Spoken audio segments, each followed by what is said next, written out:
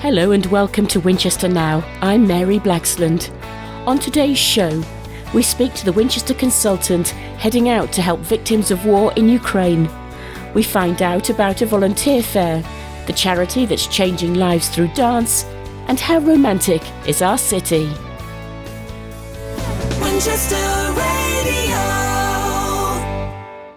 Inspirational Hampshireman Alex Lewis, who lost all 4 limbs after contracting sepsis, has travelled out to Ukraine to help other amputees injured in the war. He's headed out with a small team including Dr. Jeff Watson, a consultant anaesthetist from the Royal Hampshire County Hospital who helped save his life. They hope the week-long trip will be the first of many. I spoke to Dr. Watson before they set off. The background to this is that Alex Lewis came to intensive care in Winchester in 2013 with severe sepsis. Subsequently, having survived the unsurvivable, he required multiple amputations, leaving him a quadruple amputee, no arms, no legs. Spent most of the next year in hospital. And then, having got over his own challenges, has gradually discovered a massive zest for life, including inspirational speaking and inspirational actions. And we've travelled to the highest mountain in Ethiopia. We've travelled across the Namibian desert. He felt the need to support amputees around the world, really. He's helped set up the Project Limitless, which made sure that every child in the UK had a prosthetic. And seeing the pure number of amputees coming out of this dreadful war in Ukraine, decided to see if he could do anything about it. So we've gathered together a small team, really to talk, to listen, to give our ideas, to hear their ideas, and try and get a better picture of what on earth is going on over there. How much help do you think is needed? How big is the scale of the problem? Oh, it's absolutely immense. It's unending. It's very difficult to get accurate figures of any of these things. We've had estimates of several thousand, possibly over 6,000 amputees currently. That number is growing. We don't know how much by. There are several hundred people still in hospitals in Ukraine. Approximately 12 to 1,500 have been flown abroad for treatment for fitting with prosthetics, which is fine, but the downside of that is they're taken away from home, they go to countries they don't speak the language. It's very frightening. The whole psychological aspect of losing a limb, of nearly dying in explosions, is not being dealt with. Even having been fitted with their prosthetics, they get flown back to Ukraine and that's it. And like you say, Alex Lewis is such an inspiration. How do you think he's going to be able to help people over there? It'll make a difference, won't they, to see him? Absolutely. That's the point. He can go there and say, look, this is how I was. A 32-year-old man, fit, healthy, young, fit, athletic, semi-pro golfer, working on building sites, helping to run a pub, life ahead of him, young child, new wife, and then he nearly died.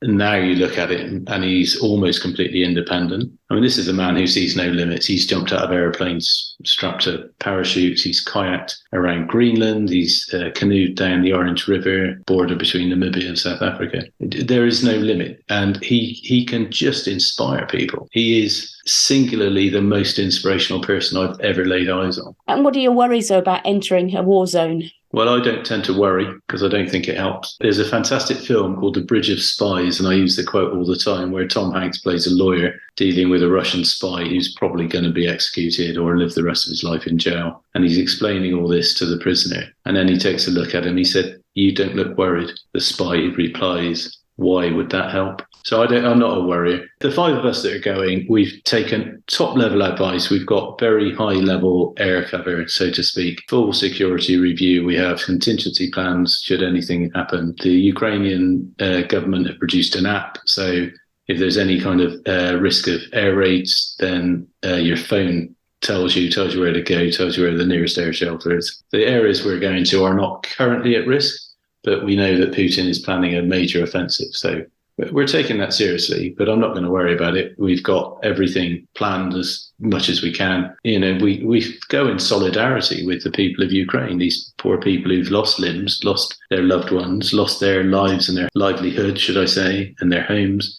And, we're going to try and say that we're with you on this. And if there's something we can do that's going to make this better, we want to do it. I think the major challenge here is with thousands of amputees, they just don't have a service set up. And we've got knowledge and experience from injury through whole of life. The technology we've got available, we can get people into prosthetics within 24 hours of surgery to lose a limb. This is very much an exploratory mission. So we go out, listen, learn, come back and try and grow the offering. We're taking lots of useful stuff out with us, but mostly we're taking ideas out and planning to listen to hear what they need.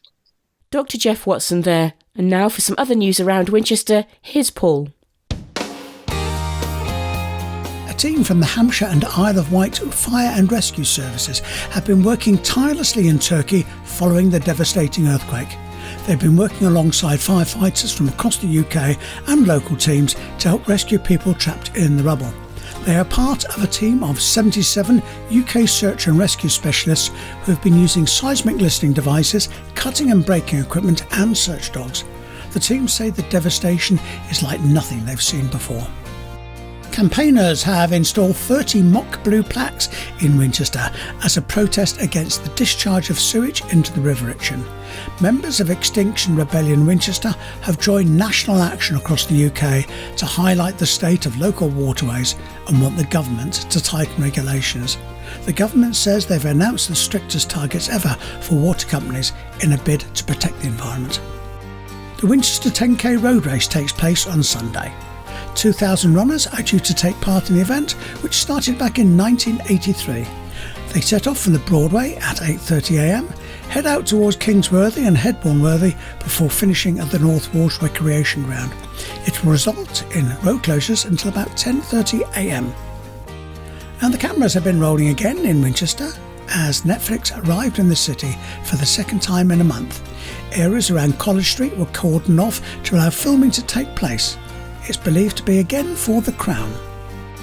And the Peregrine live stream camera at Winchester Cathedral has been switched back on for 2023 and Winnie the Peregrine has been spotted on the building. She's been nesting at the cathedral since 2017 and last year she had 2 chicks. Every year thousands of people watch the camera from across the city and across the world to follow the Peregrine story. For Winchester Radio, I'm Paul Blitz. Winchester Radio. Now, do you have any spare time and would you be willing to help others? A volunteering fair is being held at the Baptist Church in Winchester on Tuesday the 28th of February from 10am till 1pm.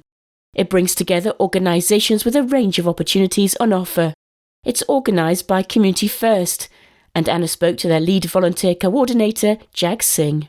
Everybody is welcome. If you are interested in volunteering, if you want to have a chat with some of the exhibitors that are going to be there, who are organisations looking for volunteers, come along, come and meet myself and Jen, my fellow coordinator. We'll have a chat about all the hundreds of roles that you can get involved in across Winchester. And I think the thing to say to people about volunteering, it's evolved so much over the years.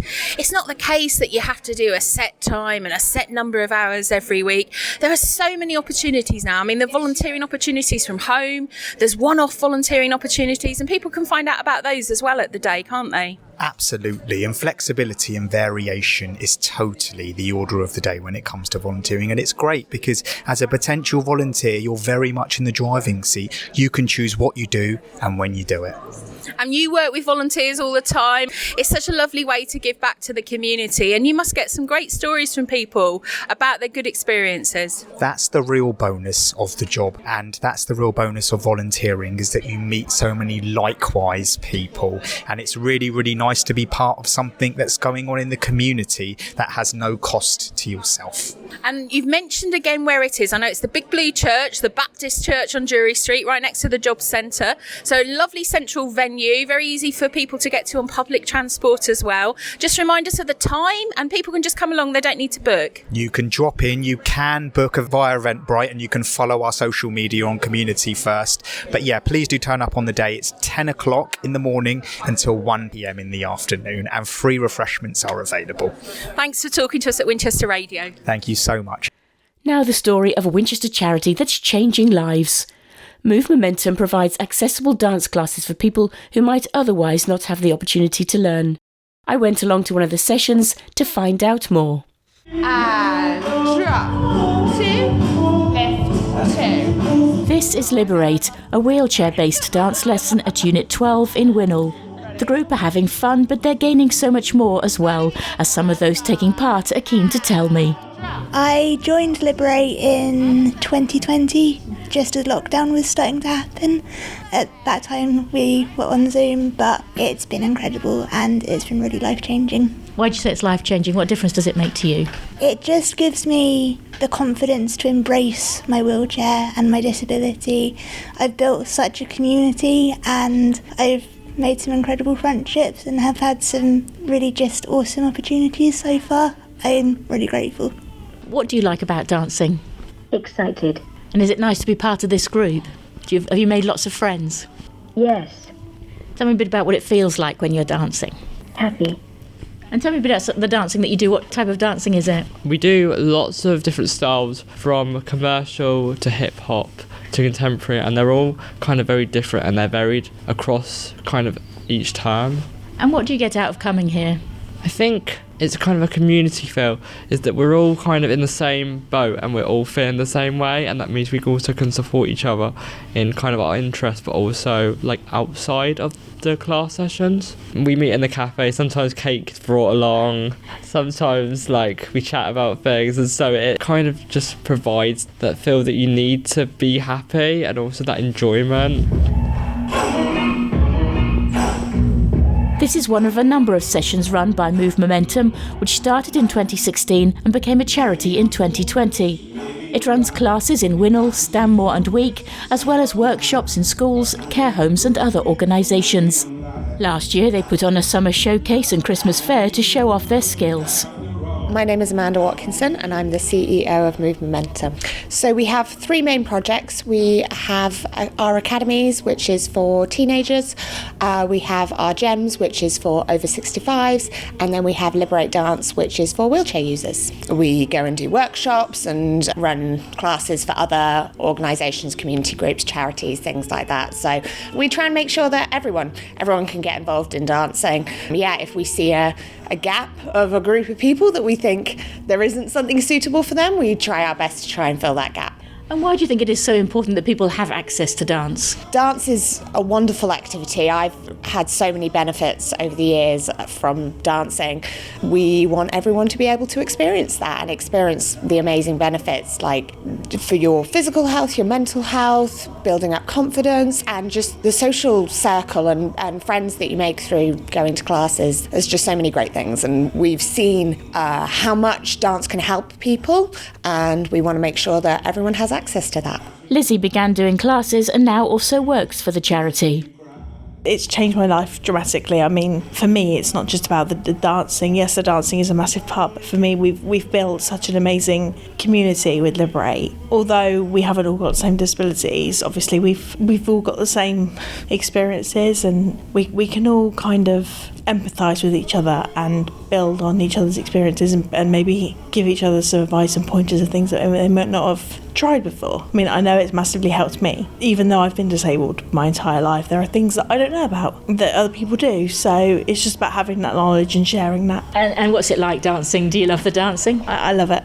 I love every aspect of it. I mean, some of the choreography is challenging, but the things that I've learned over the last 3 or 4 years is just amazing, and the things that I'm now able to achieve that I didn't think I ever would be able to achieve with my body the way it is just amazing. I do owe quite a lot to Liberate and to Move Momentum for that.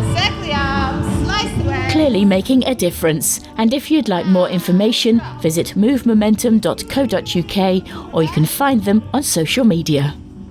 Some sports news now, and Winchester travelled to Poole for their midweek game, but couldn't repeat their weekend victory, losing 1-0. And a 2-0 defeat to Alresford Town, who took on Cow Sports FC in the Wessex League. Now for our shout-outs, here's Andy.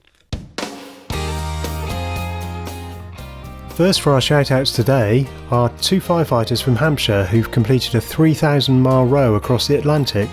We told you last week about Stuart Vince and Craig Sadler, who spent 64 days at sea after setting off from the Canary Islands in December.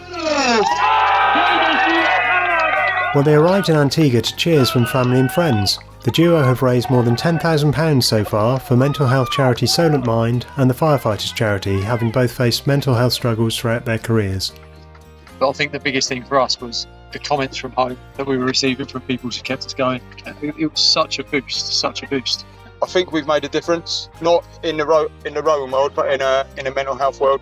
There's people that have been in touch with us through rapes that are really having a hard time at home that resonate with Stu's story. Yeah, and like Stu said, listen, we're absolutely humbled and astounded by how many people have got behind us, that have shared our story, that have donated to both the charities that we're supporting. A big thank you has been given to all competitors who joined the Mayor of Winchester's charity quiz. More than 100 people attended the event, which was hosted by Egghead star and Winchester resident Kevin Ashman.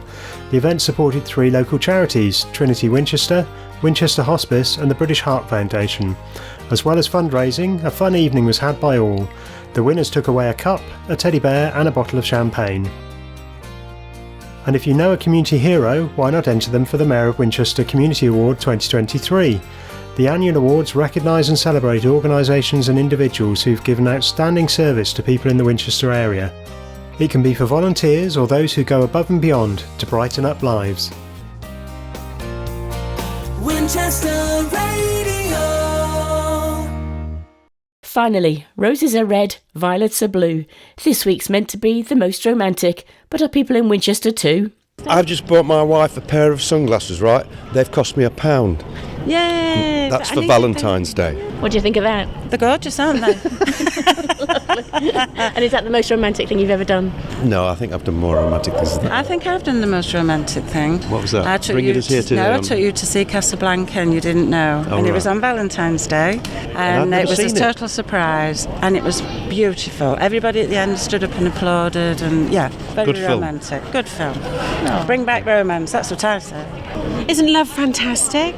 What's the most romantic thing you've ever done or someone's done for you? Shall I tell you? Nearly 10 years ago, I met a lovely man on the dance floor of a Queen's ship, right? Didn't know there was anything there. And he said, oh, I'd like to meet you in a few weeks' time back in London. I said, no, how about I meet you back on the dance floor in Athens in 2 weeks? I flew all the way back out, and I've been seeing him ever since. Right? Isn't love great? Conquers all. What's the most romantic thing you've ever done or someone's done for you? I know it sounds really silly, but I just love when people buy me flowers. It's so simple, but it literally makes my day. I brought him to Winchester so he could go and see the cathedral. There we go. That's it. That's my romantic thing for him. Right. We went on the Orient Express. Oh yes, the Orient Express. We did. That's right. Just from London. A long time ago. From London through Kent and back again. Yeah. And what was that like then? Oh, it was lovely. It was lovely, yeah. But it's a long time ago. Yeah, it was. Yes. Was it nice and romantic? Very. Yeah, of course. Of course. What's the most romantic thing you've ever done for Valentine's Day or someone's done for you? Well, we're going out for lunch today. we're going out for lunch a day early, but that's probably it. That is probably it. Oh, booked a holiday. So that was really nice. Where to? Last year went to Greece. So instead of doing presents, we both went, well, let's go on holiday. So booked a holiday for the summer. That was our Valentine's present for each other. That was really nice. Kaylee here, spelt out on my patio candles, I love you, with little goo pots with tea lights in. So that when I looked out my back window, I could see I love you written on the patio. Oh, that's lovely. What did you think of that? Well, that's very lovely. She's very nice. I'm marrying her next year, or this year even. So. Oh, congratulations. Yeah. Thank you very much. Thanks. A happy ending to finish our programme today. We're back at the same time next week. So for now, goodbye and thanks for listening.